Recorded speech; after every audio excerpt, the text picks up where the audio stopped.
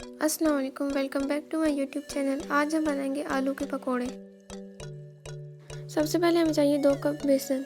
अब हम इसमें ऐड करेंगे 1 टेबलस्पून नमक। आप अपनी मर्ज़ी के मुताबिक भी ऐड कर सकते हैं। अब इसमें ऐड करेंगे कुटी हुई लाल मिर्च हाफ टेबलस्पून। अब इसमें ऐड करेंगे हाफ टेबलस्पून लाल मिर्च पाउडर। इसमें हल्दी डाल देंगे हाफ टी स्पून।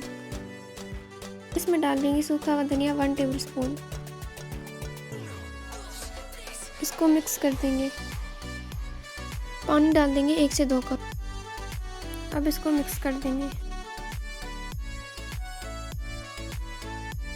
अब हमें चाहिए 2 आलू। उनको आलू को काट के गर्म पानी में रख देना है 10-15 मिनट तक।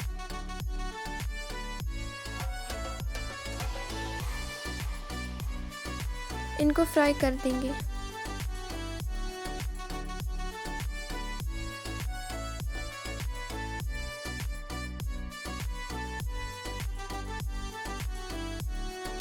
I hope you like this video. Like, share and subscribe to my YouTube channel.